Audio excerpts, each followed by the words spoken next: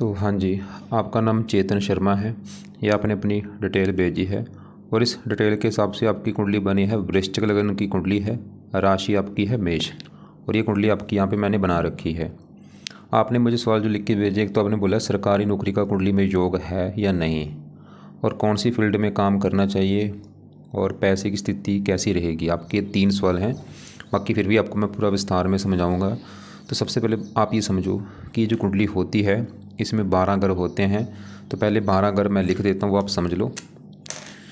तो ये है आपकी, देखो जी, कुंडली में पहला ग्रह है, ये है दूसरा ग्रह, तीसरा ग्रह, चौथा, पाँचवा, ये है छठा ग्रह, सातवां, आठवां, नौवां, 10वां, 11वां और ये 12वां ग्रह। अब ये जो 12 ग्रह हैं, इन 12 ग्रहों से आपके जीवन के बारे में कुछ ना कुछ पता किया जाएगा। जैसे कि इस पहले ग्रह से हम पता करेंगे आपका जो शरीर है वो कैसा होगा, हेल्थ कैसी होगी, स्वभाव कैसा, रंग रूप कैसा। दूसरा ग्रह आपके धन जोड़ने का है, तीसरा ग्रह छोटे भाई बहनों का, चौथा ग्रह आपकी माता, मकान, वाहन का है, पाँचवां ग्रह बच्चों का, छठा ग्रह है शत्रु, रोग, कर्जे का, सातवां ग्रह आपकी पत्नी का है, आठवें ग्रह से उम्र देखेंगे, नौवें ग्रह से आपका भाग्य देखेंगे, 10वां ग्रह काम काज का है, 11वां ग्रह आमदनी लाभ और 12वें ग्रह से आपके खर्चे देखेंगे।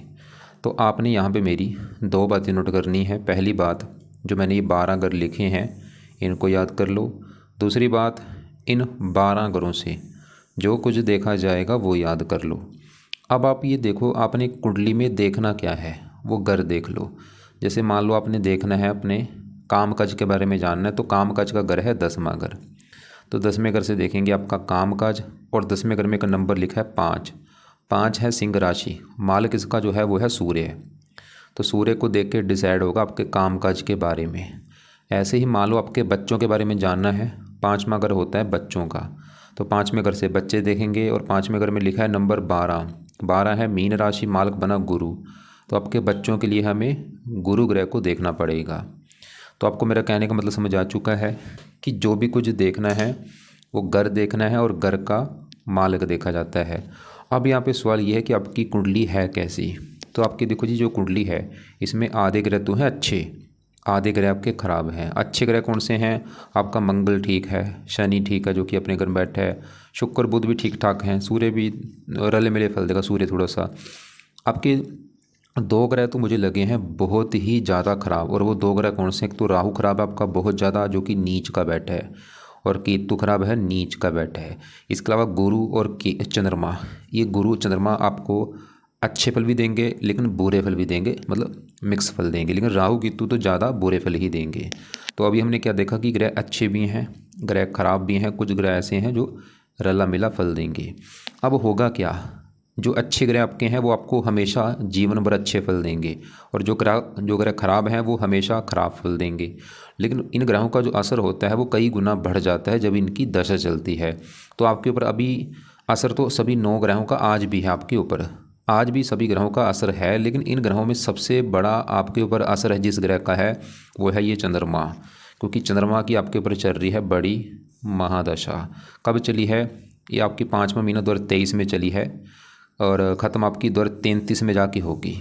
मतलब अभी आपकी लाइफ में जो चीज़ें हो रही हैं, जो कुछ हो रहा है, वो बड़ा कारण चंद्रमा ग्रह है, उसका असर है ज़्यादा। और कुछ असर होता है 20% जिसकी होती है अंतर्दशा, वो आपके ऊपर चल रही है राहु ग्रह की। कब चली है? 10वां महीना 24 में चली है भाई, और चौथा महीना 26 में ख़त्म होगी। तो हमने क्या देखा कि आपके ऊपर इन 9 ग्रहों का है, तो 9 ग्रहों का असर आज भी, लेकिन 9 ग्रहों में सबसे बड़ा असर चंद्रमा का है, और दूसरा नंबर है राहु ग्रह का। अब ये दोनों ग्रह पहले हम देखेंगे कि चंद्रमा राहु आपके अच्छे हैं या बुरे हैं। अगर तो ये दोनों ग्रह अच्छे हुए आपके, फिर तो देंगे आपको अच्छे फल, लेकिन अगर दोनों ग्रह खराब निकले तो खराब फल देंगे। तो यहाँ पे बुरी बात क्या है कि दोनों ही ग्रह आपके मुझे खराब लगे, खासकर राहु आपका ज़्यादा खराब है। तो पहले मैं राहु की बात करूँगा। वैसे भी आपकी पूरी कुंडली में अगर ग्रह खराब बोलूँ, कि मैं बोलूँ कि खराब ग्रह कौन सा, मैं बोलूँगा राहु आपका सबसे ज़्यादा ग्रह खराब मुझे लगा है। और यहाँ पे देखो राहु की ही आपकी चल रही है अंतर्दशा 10वां महीना 24 से। और आप चंद नोट कर भी लेना कि जब से ये दशा आपकी राहु की चली होगी, आपको हज़ारों दिक्कतें, परेशानियाँ, रुकावटें, चिंता, भाग दौड़ लाइफ में आपकी आ रही होंगी जब से दशा आई है। और ये राहु की अभी छोटी दशा अब ख़त्म हो जाएगी चौथा महीना 26 में, अभी मतलब एक पूरे साल की पड़ी है। तो राहु आपका जो है वो बैठा है यहाँ पे पहले घर में। तो पहले समझो पहला घर किसका है। जैसे मैंने आपको भी 12 घर बोले थे कि 7वें घर से आपकी पत्नी देखेंगे, 5वां बच्चों का है, चौथा माता का, तीसरा छोटे भाई बहन। ऐसे जो पहला घर है ये आपका घर है, मतलब आप कैसे होंगे, आपका शरीर कैसा, स्वभाव कैसा, रंग रूप कैसा, पर्सनैलिटी कैसी, सर कैसा, मस्तक कैसा, पहले घर को भाई देख के डिसाइड होगा। और आपको मैंने बोला था घर का मालक देखना है। तो पहले घर में क्या लिखा है, नंबर 8, 8 है वृश्चिक राशि, मालक है मंगल। तो इस मंगल को देख के हमें पता चलेगा आपका शरीर, हेल्थ, स्वभाव। वैसे मंगल तो आपका अच्छा है, वो तो आपके शरीर हेल्थ को अच्छा रखेगा, लेकिन मंगल के अलावा पहले घर में क्योंकि राहु भी आके बैठा है उसको भी देखना पड़ेगा। तो हम पहले राहु की भी बात करें तो राहु देखो जी बैठा है पहले घर में, वहाँ पे जो 8 है वो है वृश्चिक राशि जो कि राहु की है नीच राशि। तो यहाँ पे सवाल है कि राहु क्यों खराब है, वो खराब इसलिए क्योंकि नीच का बैठा है। अब सवाल है कि क्या खराब फल देगा, क्योंकि पहले घर में नीच का बैठा है तो पहले घर को खराब कर देगा या। और पहले घर से जो भी कुछ देखा जाएगा, जैसे पहले घर से मैंने बोला आपका शरीर देखेंगे, हेल्थ देखेंगे, स्वभाव देखेंगे, रंग रूप देखेंगे, इनको खराब कर देगा। मतलब राहु पहले घर में बैठ के आपकी सबसे बड़ी दिक्कत आपको जो देगा, आपकी हेल्थ खराब कर देगा, आपको बीमार करेगा भैया राहु, आपको रोगी बनाएगा। कोई ना कोई हेल्थ को लेकर दिक्कतें आपको आती रहेंगी जीवन भर। और खासकर भी राहु की दशा में दिक्कतें आपको हेल्थ को लेकर ज़्यादा आ रही होंगी। और आप चाहे नोट कर लेना, जब से दशा आई है हेल्थ में कुछ ना कुछ दिक्कतें आ रही होंगी आपके, सर में दर्द होना, मस्तक में दर्द होना। राहु और भी पहले घर बैठ के आपको स्ट्रगल देगा, चिंता देगा, भाग दौड़ देगा, परेशानियां देगा, रुकावटें देगा, बहुत ज़्यादा स्ट्रगल देगा, मेहनत का फल नहीं मिलेगा, आपको आगे बढ़ने में बहुत सारी दिक्कतें आएंगी, किस्मत साथ नहीं देगी। राहु क्रूर ग्रह है, आपको बहुत ज़्यादा क्रोधी बनाएगा, जिद्दी बनाएगा, लड़ाकू बनाएगा, गुस्से वाला बनाएगा, बात बात पर गुस्सा आप करने वाले होंगे और गुस्से की वजह से आपके काम बिगड़ेंगे। इसलिए भाई सबसे एक कोशिश करो, सबसे प्यार से बोलो, जी जी करके बोलो, गुस्सा मत करो, गुस्सा करोगे आपका ही नुकसान होगा। 3 दृष्टियाँ भी हैं, 5वीं बढ़ की 5वें घर के ऊपर यहाँ पे गुरु की राशि है, शत्रु राशि। 5वां घर पढ़ाई में भी दिक्कतें पैदा करेगा, बुद्धि भ्रमित, कुछ थोड़ी सी संतान संबंधी चिंता। 7वीं पढ़ की पत्नी घर के पत्नी संबंधी दिक्कतें। 9वें घर को देखेगा, भाग्य घर को, भाग्य की हानि। मतलब ये राहु आपको हजारों बुरे फल देगा भाई। और मैं फिर बोलूँगा नोट करके देख लो, चाहे कि जब से दशा ये बुरा हाल हो चुका है मेरा, तो नोट कर लो भाई। और ऐसा नहीं कि अभी दशा में ये दिक्कतें दे रहा है, बचपन से दे रहा है, बस बचपन से जो बुरे फल थे वो कम थे, लेकिन अभी दशा में ये बुरे फल बढ़ चुके हैं। अब मेन सवाल है कि अगर आपने राहु को सही कर लिया, फ़ायदे क्योंकि भैया मैं बोल रहा हूँ हज़ारों फ़ायदे होंगे, आपको स्ट्रगल नहीं करना पड़ेगा लाइफ में, आगे बढ़ पाएंगे, हेल्थ अच्छी, भाग्य साथ देगा, पत्नी के लिए अच्छा, हज़ारों फ़ायदे, मतलब हज़ारों।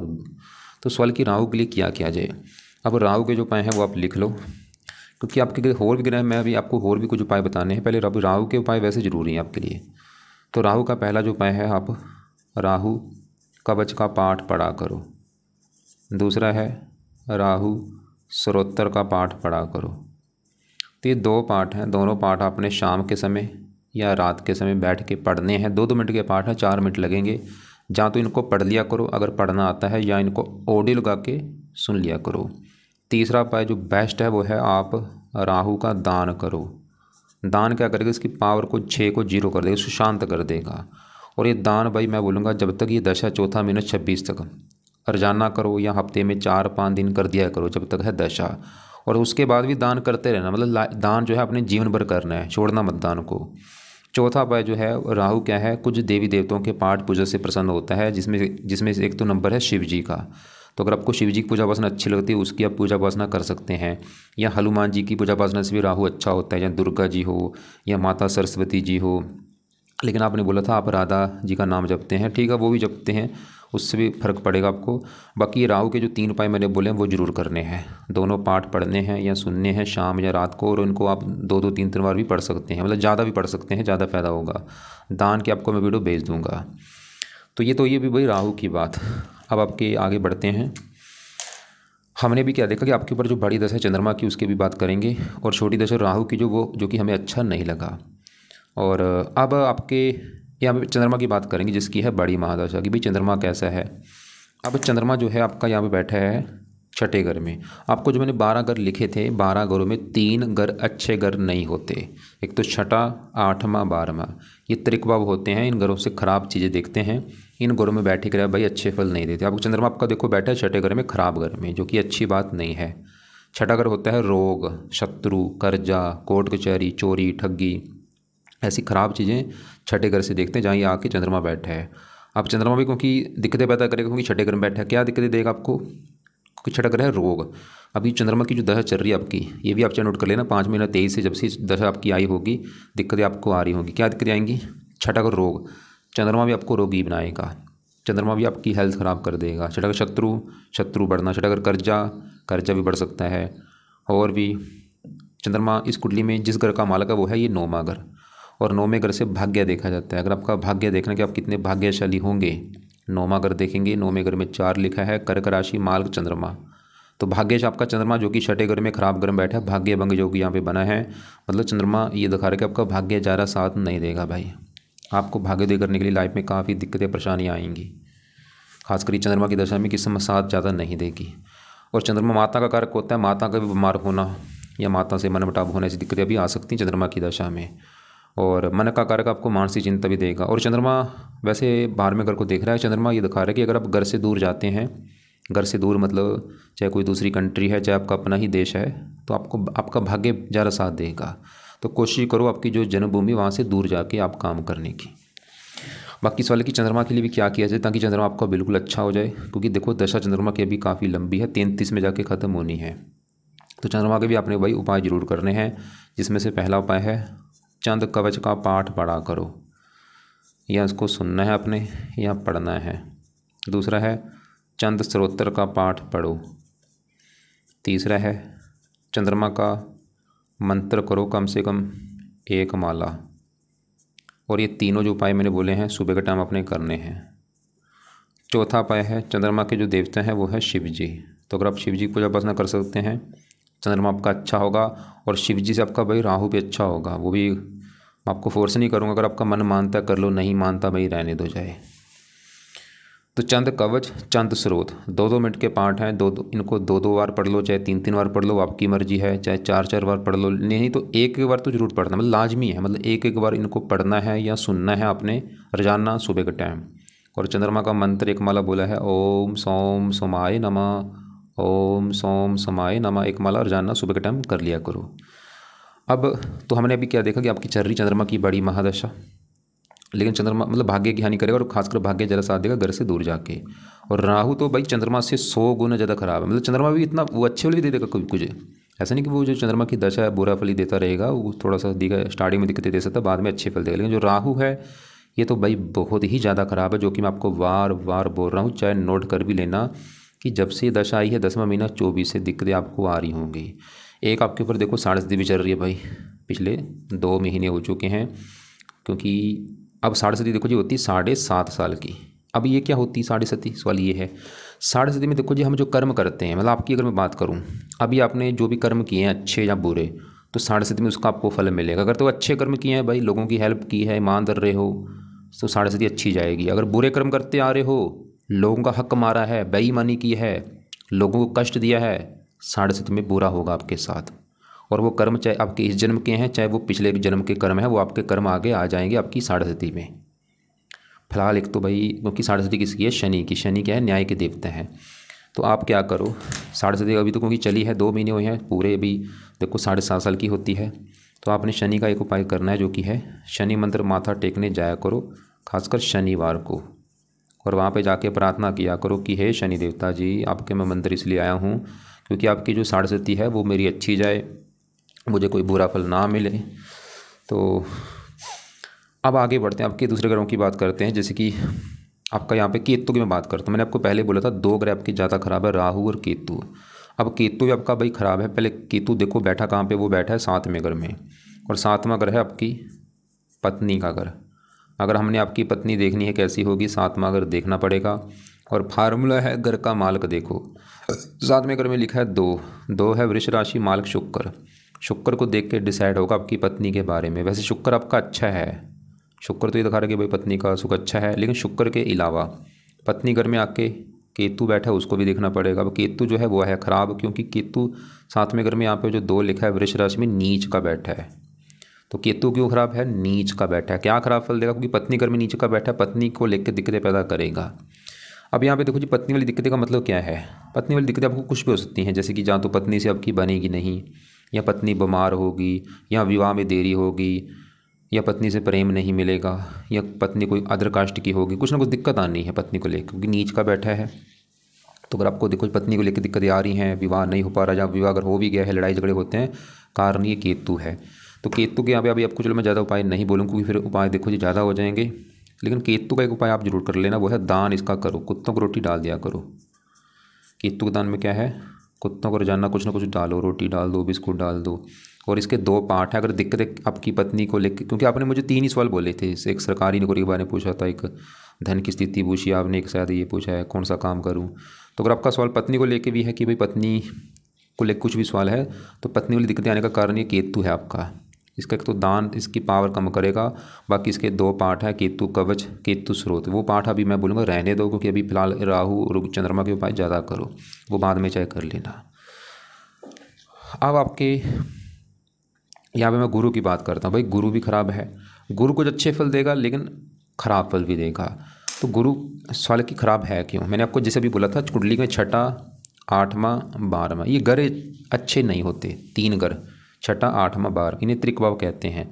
तो गुरु खराब होने का पहला कारण है वो 12वें घर में आके बैठा है, जो कि घर अच्छा नहीं। 12वें घर से देखा क्या जाता है, 12वें घर से हम खर्चा देखते हैं, हानि देखते हैं, दान दंड, हॉस्पिटल देखते हैं, पागल खाना, विदेश यात्रा, जेल यात्रा, हत्या, आत्महत्या, ऐसी खराब चीज़ें देखते हैं।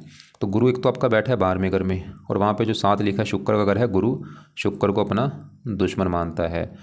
तो एक तीसरा जो कारण है, ये जो गुरु है ये राहु के नक्षत्र में बैठा है, ये सबसे बड़ा कारण है खराब होने का।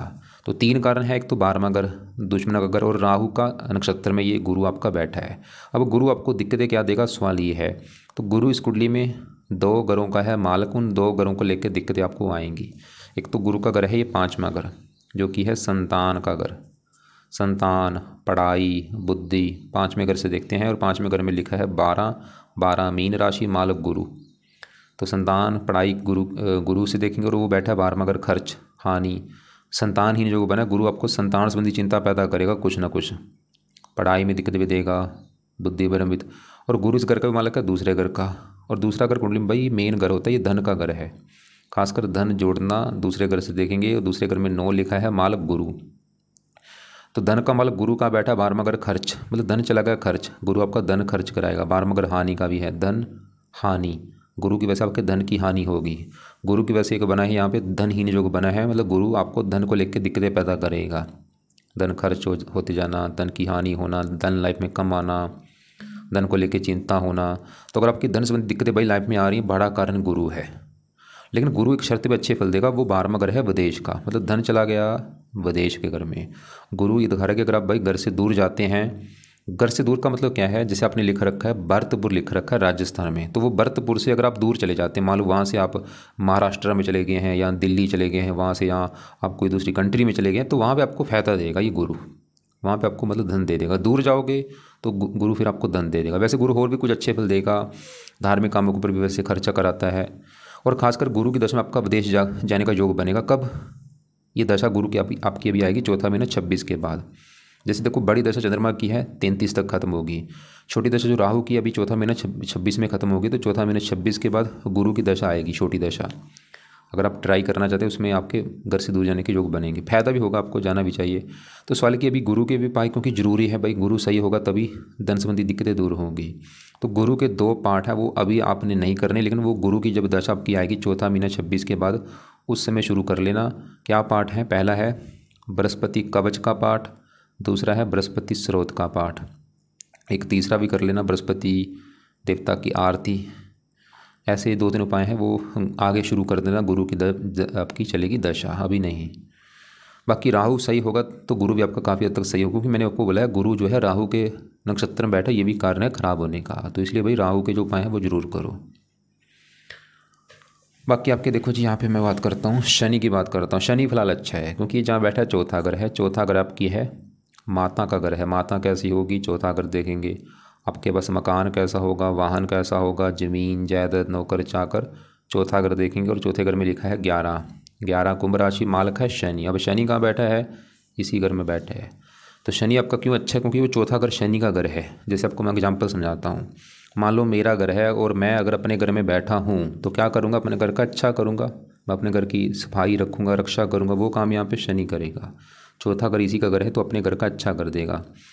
और चौथा घर है माता, मकान, वाहन। शनि फिर भी आपको लाइफ में घर, मकान, वाहन, ज़मीन, जायदाद ये सभी सुख दे देगा। और ख़ासकर शनि की दशा में चीज़ें बढ़ जाएंगी। और शनि तीसरे घर का भी मालक है, खुद की मेहनत के बल पर भी आप धन कमाएंगे। लेकिन शनि कुछ बुरा फल भी देगा। तीसरी दृष्टि पड़ेगी छठे घर के ऊपर, यहाँ पे नीच राशि। और चंद्रमा आपको देखो, चंद्रमा खराब होने का एक और भी यहाँ पे कारण निकल के आया है, क्योंकि पीड़ित भी है शनि से भाई आपका। शनि 7वीं 10वीं शत्रु राशि, थोड़ा सा काम काज में दिक्कतें देगा। मतलब शनि के आप जो मैंने आपको बोला था कि शनि के आप मंदिर जाओ, क्योंकि आपका देखो जी शनि के मंदिर जाने से पहला फ़ायदा तो ये होगा कि आपका जो साढ़े है वो भी आपकी बुरी फल आपको नहीं देगी। और ऊपर से आपका जो शनि चौथे घर में बैठा है और शनि के जो थोड़े बहुत बुरे फल हैं वो भी आपको नहीं मिलेंगे। मतलब आपका काम काज भी अच्छा होगा, क्योंकि शनि आपके 10वें घर को भी थोड़ा सा ख़राब करेगा, जो कि है काम काज का घर। और भी आपकी शनि छठे घर को जो देख रहे हैं यहाँ पे नीच राशि, ये भी मतलब बुरे फल इसके नहीं मिलेंगे आपको। अब आगे बढ़ते हैं आपके। देखो जी यहाँ पे तीसरे घर में देखो आपका सूर्य है, शुक्र, बुध, 3 ग्रह बैठे हैं। अब तीसरा घर जो है ये होता है छोटे भाई बहनों का घर, छोटी यात्राएं, पराक्रम, उद्यम, मेहनत, साहस। तीसरे घर में देखो 10 लिखा है, मकर राशि, मालक शनि, वो हम देख चुके हैं। अब तीसरे घर में शुक्र, बुध, पहले मैं शुक्र की बात करूँ। शुक्र बैठा तीसरे घर में और वहाँ पे शनि का घर है, और शुक्र शनि को अपना दोस्त मानता है। और शुक्र इस कोटि में 2 घरों का मालिक। एक तो शुक्र मैंने आपको बोला था कि जो 7वां घर है ये है पत्नी का घर, तो आपकी पत्नी देखनी है 7वां घर। 7वें घर में 2 लिखा है, मालक शुक्र भी देखना पड़ेगा, मैंने बोला था पत्नी के लिए। शुक्र आपका देखो जी तीसरे घर में बैठा है, शनि की राशि है, अपने घर से 9वां घर। शुक्र तो ये दिखा रहा है कि भाई पत्नी के लिए अच्छा है, लेकिन पत्नी घर में जो केतु आके बैठा है ये पत्नी वाली दिक्कत आपको देगा। तो शुक्र पत्नी के लिए अच्छा, और भी अच्छे फल कहीं देगा आपको। ऐसे ही यहाँ पे बुध बैठा है, बुध 8वें घर का मालक, उम्र के लिए अच्छा है।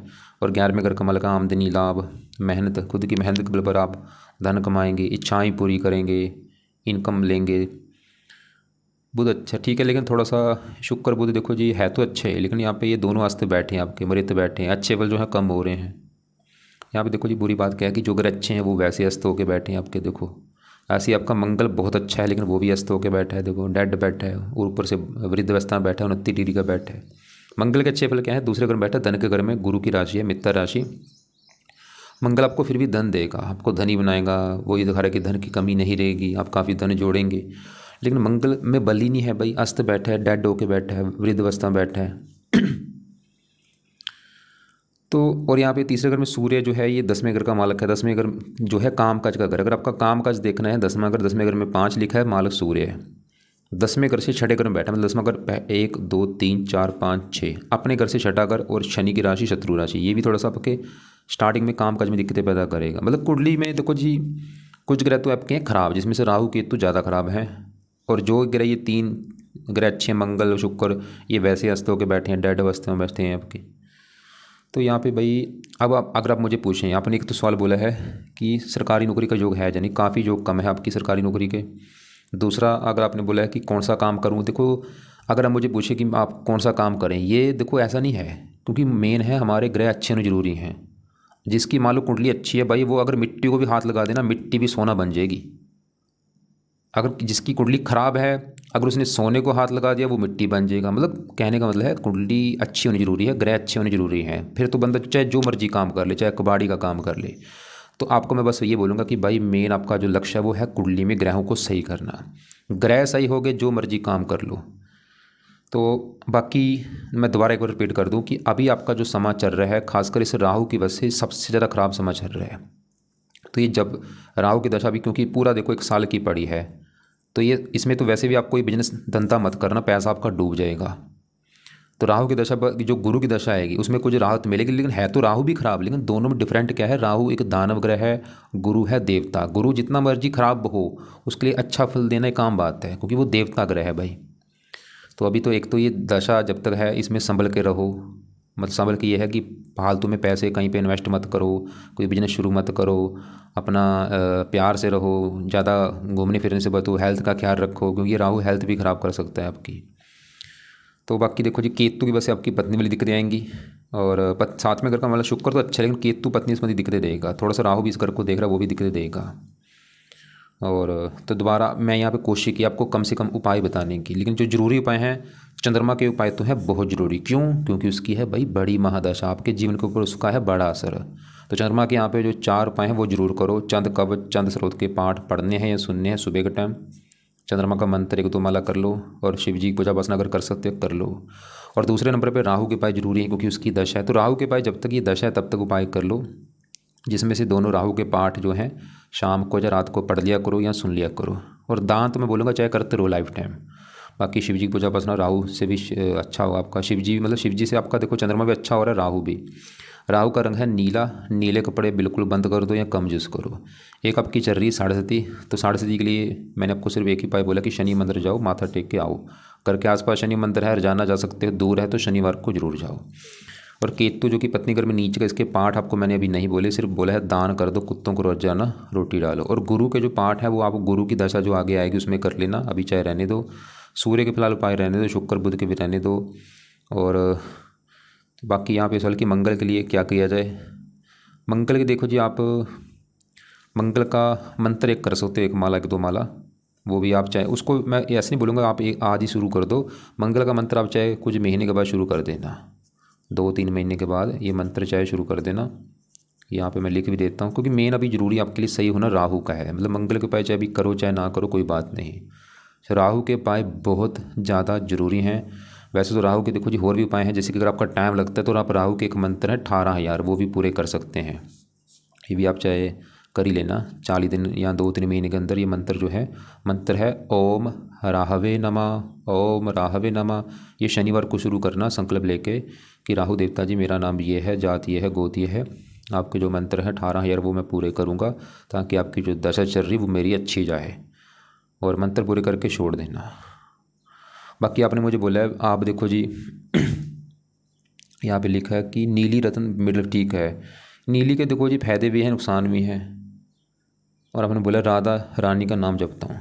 अब मेरी बात सुनो, अगर आप मान लो राधा जो भी नाम जपते हो वो कब जपना है, सुबह अपना जल्दी उठो, जितना जल्दी उठ जाओगे फ़ायदा होगा। बैठ जाओ अपनी पूजा स्थान में और वहाँ पे बैठ के 10-20 मिनट आधा घंटा जितना जप सकते हो नाम जपो। जैसे मान लो राधा जपते हो पूरा जपो भावना से, आंखें बंद करके हाथ जोड़ के लाइट बंद करो पूरा भावना से।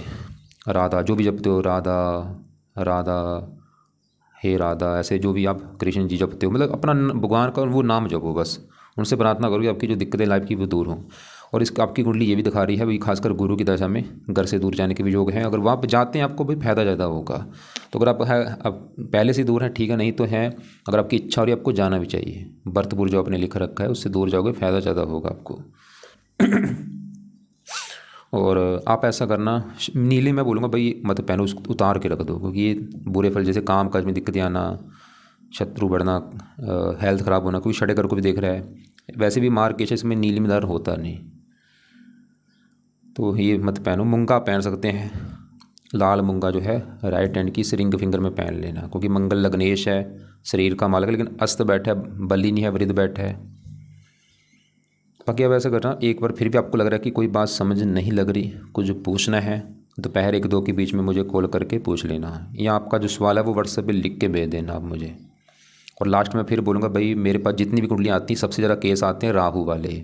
अगर 10 कुंडलियाँ रोजाना बना रहा हूँ, 8 बंदे ऐसे आएंगे जिनके ऊपर है राहु की दशा। जैसे आपके ऊपर भी राहु की दशा है, तो अभी आपके जीवन में जो भी दिक्कतें परेशानियाँ काम काज में आ रही हैं, जो भी ये बड़ा कर राहु है। और ये दशा भी तो देखो ये पूरा साल चलेगी, अगला साल भी चौथे महीने में ख़त्म होनी है।